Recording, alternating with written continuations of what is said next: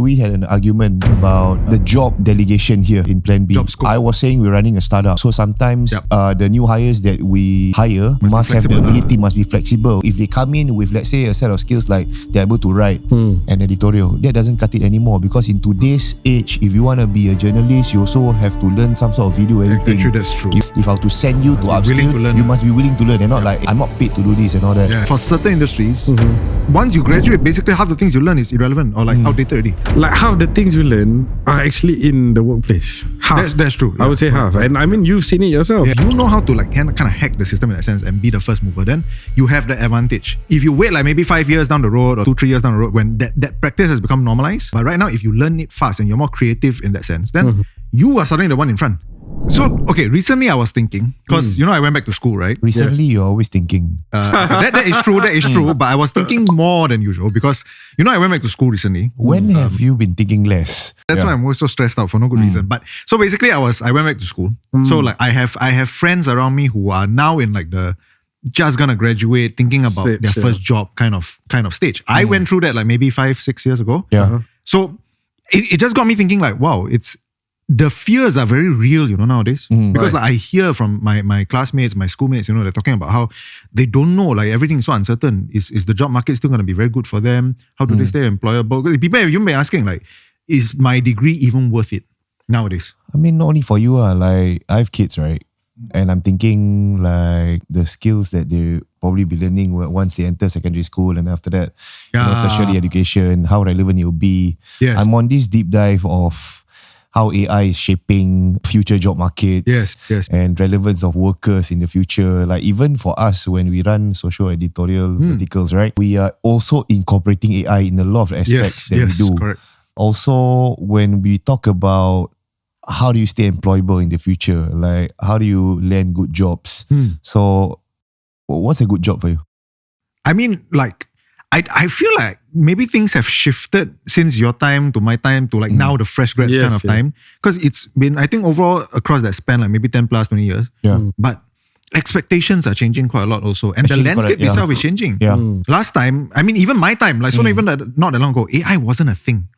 I wasn't thinking in terms of like, AI is going to be a threat or whatever. Because back then, ChatGPT wasn't a thing yet. My time, dude, like that was 5 years ago? Not that long ago. You mentioned expectations. We have had our share of hiring and firing people. Interviewing candidates coming on board for writer position, for admin position.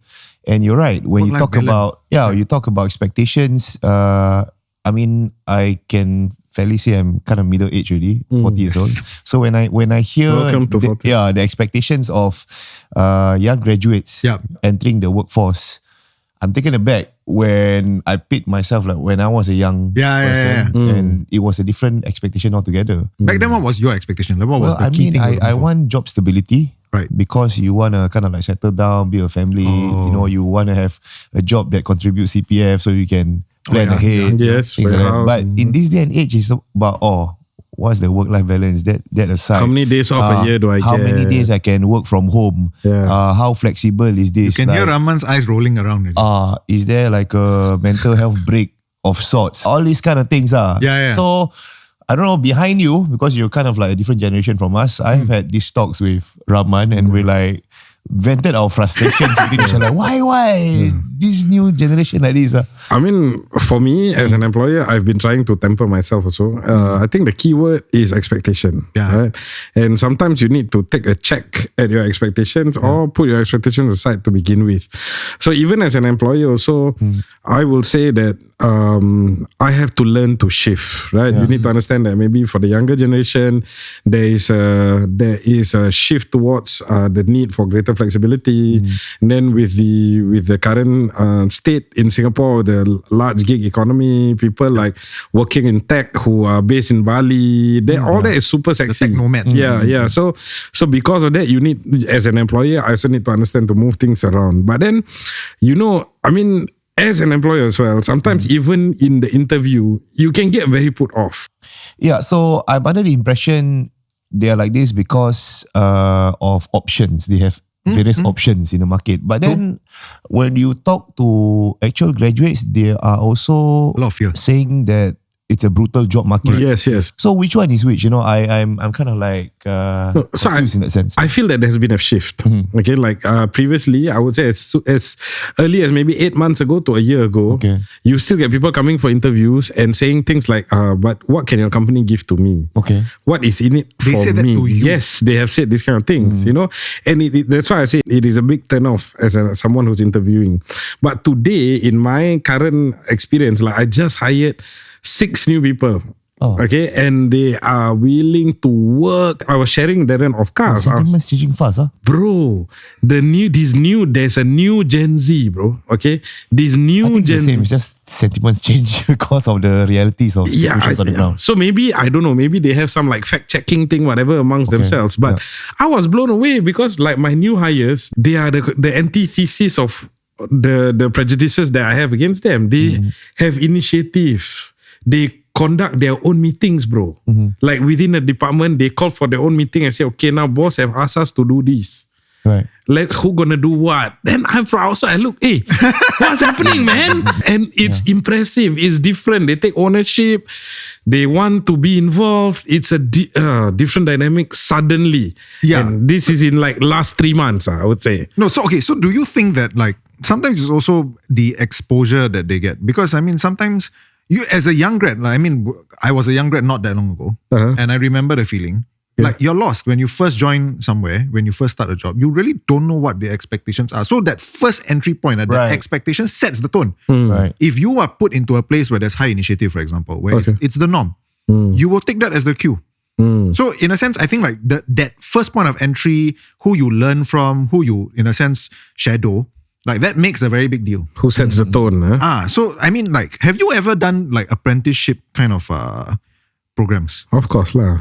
Trainees, legal trainees. I actually, because the whole the legal industry itself has a very specific, industry-specific trainee system, right?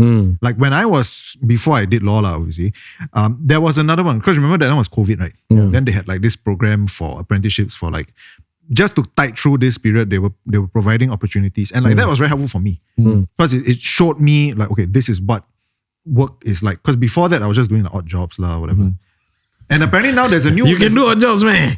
Hey, why you... Of course, In my dictionary, odd jobs is like drilling a wall. He would classify tuition as an odd job. Oh. Yeah.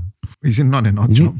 Is it not an odd job? Because that's what I did. Oh, is it? Okay. Yeah. I mean, I was scheduling it myself. I was always self-employed. But now apparently there is like a new thing that they're rolling out. GRIT and SkillsFuture program is the Graduate Industry Traineeship. So it's broader now, not just for law or whatever. Like basically there are opportunities in like public sector, private sector that get you in that first foot in. What is this again? It's an initiative? Yeah, it's like a traineeship program. So they basically like put you to... Upskill?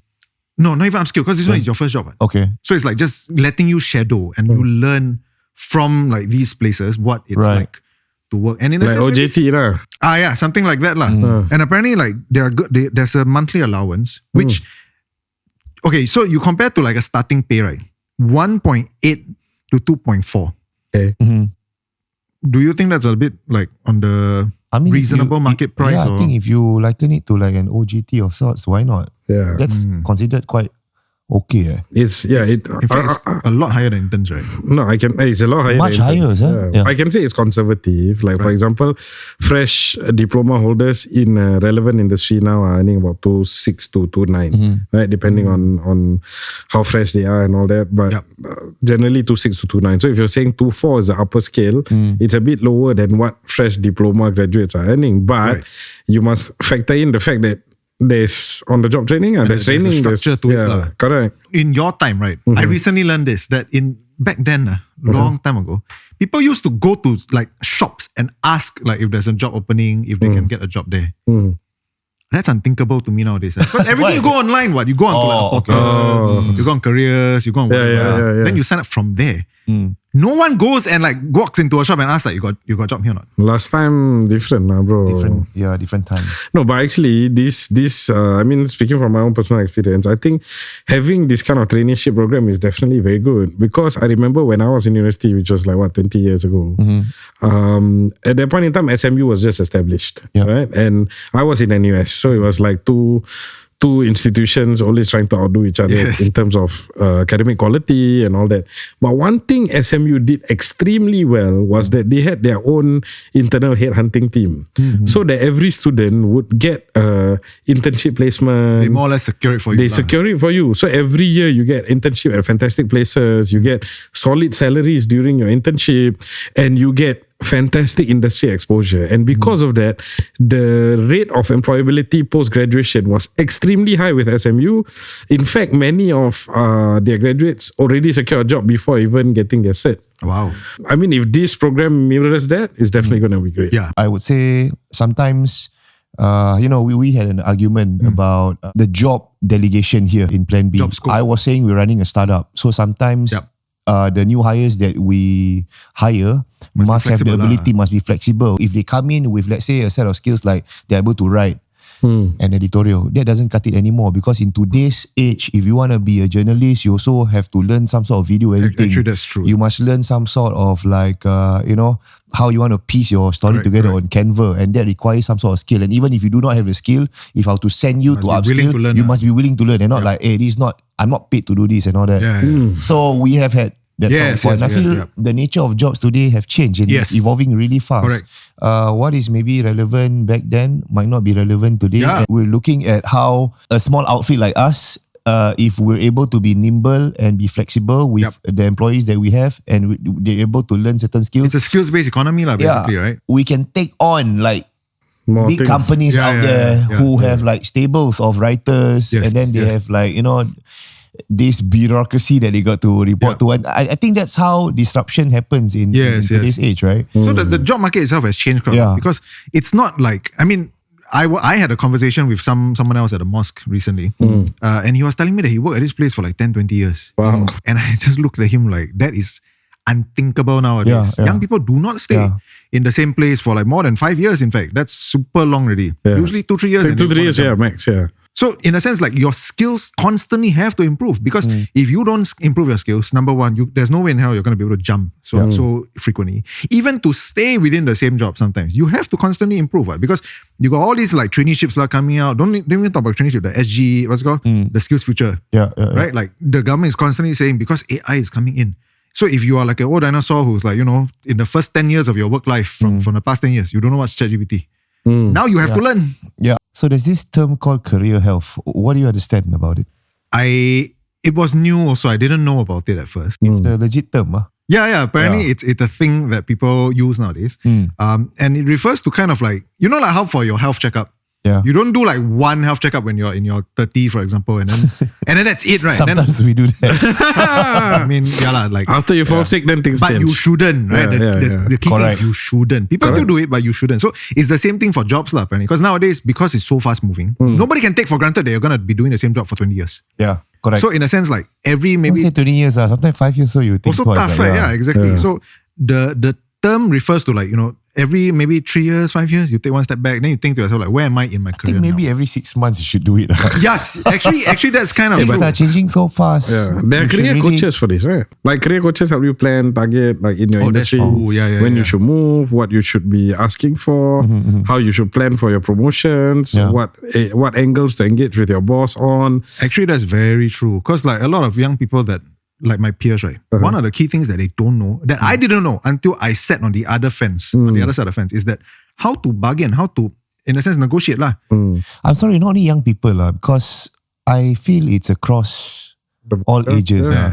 Like, even you're talking about middle-aged people, some of us are changing careers because we lost our old ones because of tech and all that. So sometimes we need to do a career health check. Is it a career something health? Like career what's it called again? Career health, basically. Career health, to keep check on your career health And I guess one way to do it is like SkillsFuture, and like I've used it. Like, I've attended a SkillsFuture course. Oh, really? Yeah, like on employability and on AI. Like, there's in different types, because there's ChatGPT. But that was the very first time that I got introduced to like, apparently you can use AI to generate videos generate images. This was one 2 years back. In fact, I was talking to my agent who recently sold my house and then got me a new house, right? I was asking him what his plans are for the next 5 years. We're having this career talk. I don't know whether you consider that the career health check. Probably, I mean, like just bouncing off ideas. Yeah, people around. but so interesting. I don't have to name him as a mutual friend. He was saying that he's pivoting to law. Because he's saying that he's unable to compete in sales anymore. Current industry, especially the younger sales staff who are more, in a sense, savvy. Yeah, more savvy in TikTok and understanding social media, and he's lost it in that game. It's just like there's a lot of things to do, so can't keep up. So he's taking a course to pivot into law, and I think he applied in. Yeah, probably. No, which your I think, firm, yeah, he did, and I mean, I'm happy for him, and he's basically he's taking his JD program now. Yeah. And, but he's a hard worker. He's hard worker, and he's dedicated.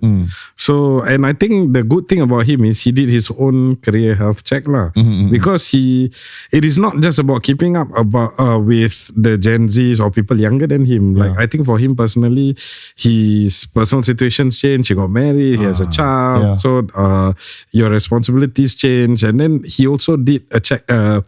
An introspection on himself, and he told me he is not as convincing as others. I feel you require a very high level of self-awareness to be able to come to the conclusion, and I think that's something that we all have. Yeah, we all should have, like this level of self-awareness. If I think who you're talking to is who I'm thinking of, his background isn't that. So, I mean, like nowadays, is your certification even as like your undergrad degree, for example, is that even as relevant? Like when you hire? Yeah.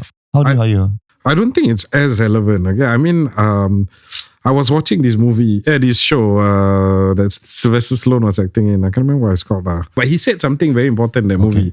He said, taking a degree from a university is not about the skills that you're going to actually get. What it's about is actually showing that you can commit yourself to turning up every day and sitting your backside down and going through the process for 3 or 4 years, right? It is a display of commitment to acquiring something. And that is what your employer wants to see.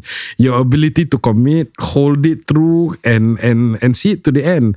And arguably that's what you need in a job. You need, when it comes to high level thinking, you're delivering your managerial level, you are going all out. You need to be able to withstand the stresses, the challenges that you're going to face, and it is that commitment that you're looking for. More so than the content itself, because nowadays there are many industries where like if by the time you graduate, right, half the things are like skills are transferable. I mean, not just transferable for certain industries.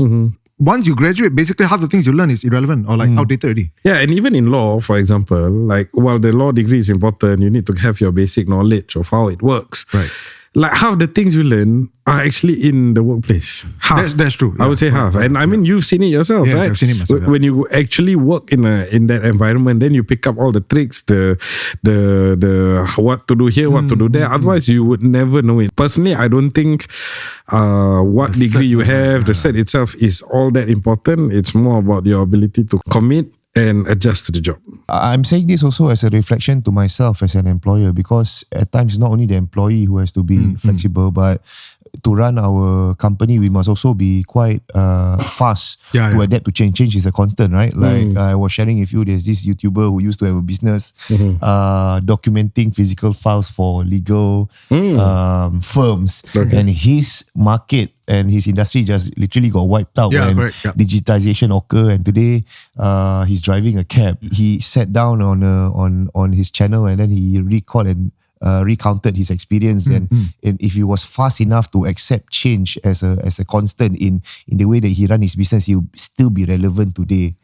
So in the same way, maybe 5 years, 6 years back then, podcasting was a thing. The long forms are a thing, and today we are constantly trying to evolve and making do with like our short forms are now out on different platforms, and in different platforms also there's a different kind of approach, different kind of structure, and you can't even guarantee they'll still be relevant 3 years down the road. Like the things we post on TikTok are very different from what we post on Instagram, very different from what we upload on Facebook, and also on Threads. And I feel like that whole change have to come from within, and it's very difficult, but it's necessary. It's tiring, but like it's because all these changes, right? Actually, if you think about it, it's a lot more flexible now. Like people last time, if let's say you have caregiving responsibilities, you just basically forget about working.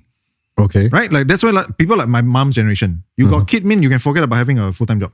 Serious, huh? My mom only had to do part-time jobs, odd jobs because got 2 kids, right? Young kids, how you gonna run around and can't afford like a helper. Yeah. So you have to do it yourself. Yeah. Like how are you gonna manage that? But nowadays, we have people in our team who have this, right? Like you can still take care of young kids and at the same time still hold on to a full-time job. Yeah, actually that's true. The flexibility is there.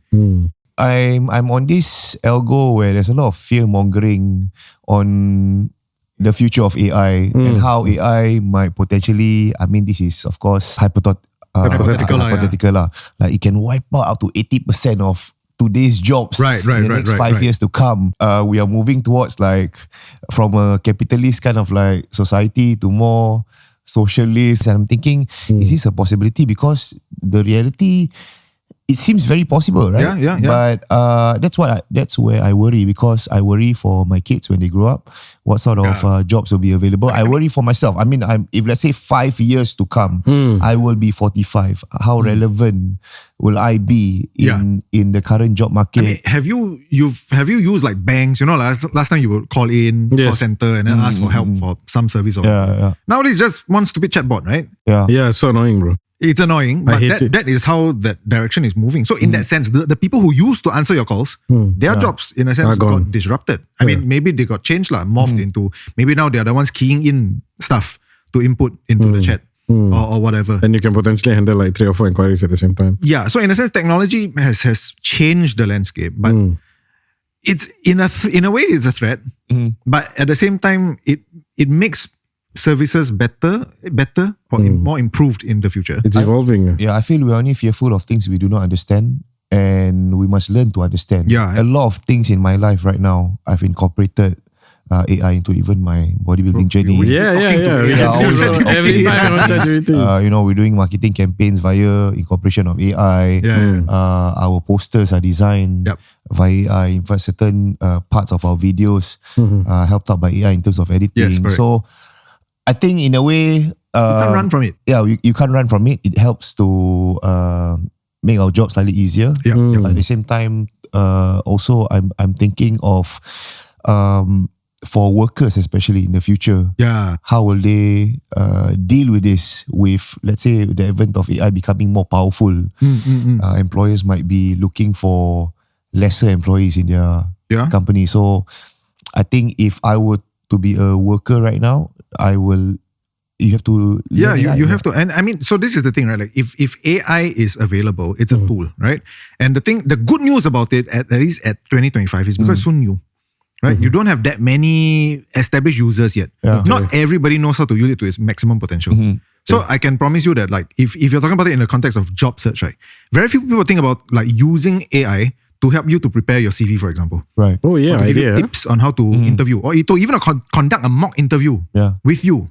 Oh, it's possible, Of course. You just have to input the correct prompts, that's a good perspective. I never thought about it. So like, because it's new, so if you know how to like kind of hack the system in that sense and be the first mover, then you have the advantage. And this is literally first mover advantage. So if you wait like maybe 5 years down the road or 2-3 years down the road, when that practice has become normalized, then of course by then you have to learn. If you don't learn, you'll be falling behind. But right now, if you learn it fast and you're more creative in that sense, then you are suddenly the one in front. So it's a bit of a threat, but at the same time, you can adapt. You can make use of it. Yeah, I also don't think that it's going to be a complete threat. I don't know whether you saw recently, it came out in the news. There was this lawyer who got like flagged in court in Singapore. Huh, really? Yeah, because the senior partner was in court arguing, and he filed written submissions, which we often do. And he asked his like junior lawyer to prepare it, and the fellow AI the whole thing, and then inside got fictitious cases. Stuff that don't never proved it. Then he submit. So it's a tool lah. You must be smart about using it. But that's the key thing lah. You can be smart about it. Yeah. So like you say, adapting, getting proper training, and using it rightly. I think that's a key towards the future. Obviously, I think if you remember right, PM in his NDR, like that was a big part of the NDR because the jobs future thing it's a real concern. Your kids are maybe a bit too young, but like among my peers, those who are like freshly entering, those who just landed jobs, like I can hear in them like how concerned they are about the future, because this is livelihood, so everybody has to have one. I think there's like a few things that he announced Because like the GRIT thing that we talked about was one thing, but apparently there's going to be a lot more like community-based job fair kind of thing. Because like I said, nobody's going to go out and actually knock on people's door and ask you got a job or not. Now you just go to a hub and then like it'll get sorted out for you. So explore GRIT Traineeships, SkillsFuture Level Up Program and jobs nearby at CDC. I think that's what we want to tell our audience as well. Yeah, there's a lot of things to look out for basically. Don't be afraid of AI. Learn to embrace it because it's here to stay. It only get even better. So you might as well jump on it fast because then you get the first mover's advantage. Thank you for watching. We'll see you on the next podcast only on planb.sg. Bye-bye.